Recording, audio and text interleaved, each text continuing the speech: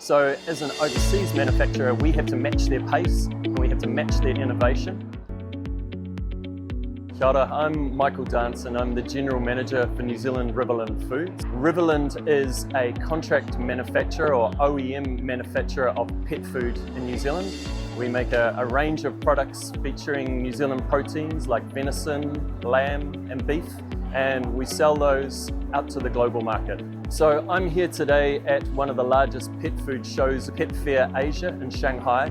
It's critical for us to come to a show like this to see the insights and the opportunities that are available to us. I'm very fortunate. This is my fourth time coming to the show. The first time I came to the show was in 2017 and it was massive then.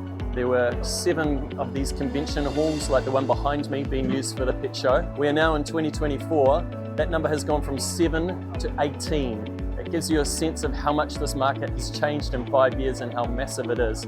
So it's an exciting place to be. Right now, a lot of people are thinking that the China market is maybe going through a flatter patch. I think we need to look deeper into the market to understand that.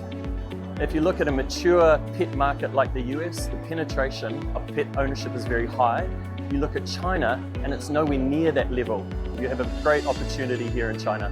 The pet market has also been very dynamic over the last 5 years. COVID was quite a game changer. You had people here in China in lockdown, they're looking for entertainment, they were looking for something to add to their life, and buying pets was one of those things. So there was a massive growth in pet ownership, but at the same time, local companies have seen that opportunity, and 5 or 6 years ago, there was a lot of focus on Western brands, imported brands. Now we've seen that market change, and there's a huge growth in domestic brands. So the challenge for us is to keep up with these domestic players. They are masters in their own markets. They know what the consumer wants, they know how to talk to that consumer, and they can develop products very, very quickly. So as an overseas manufacturer, we have to match their pace and we have to match their innovation. And I think our company is very lucky in the sense that we have great technical skill. We have some of the best formulation team in New Zealand, and we also have a very unique R&D space. So we can develop prototypes in small scale, very rapidly for the market, and then scale them up in our factory quite quickly. So as a New Zealand company, it's critical you go out to the market to understand what the consumers are looking for. And we go to a number of shows each year in North America, in China, and the Pacific, and pick up on what these consumers are looking for. And from there, we're trying to stay ahead of the curve. One of the best examples I can give is there's been a steady shift from dog ownership to cat ownership in the last few years. Now, cats are quite a different animal compared to dogs. Dogs tend to inhale any food that they find.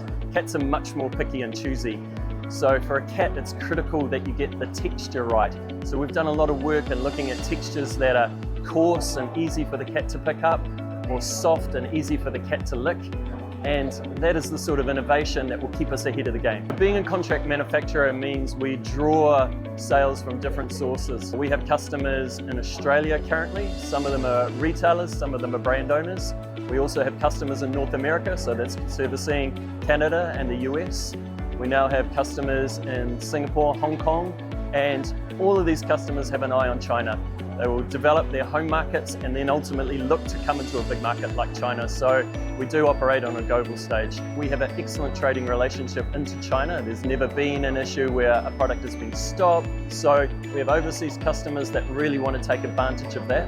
But at the same time, they also see unique proteins and unique functional ingredients coming out of New Zealand. Things like Manuka honey, green lip mussels, kiwi fruit, they're all really attractive because we're seeing more and more as people learn more about pet food, they're wanting better pet nutrition and they're looking for these added benefits that unique functional ingredients can give them.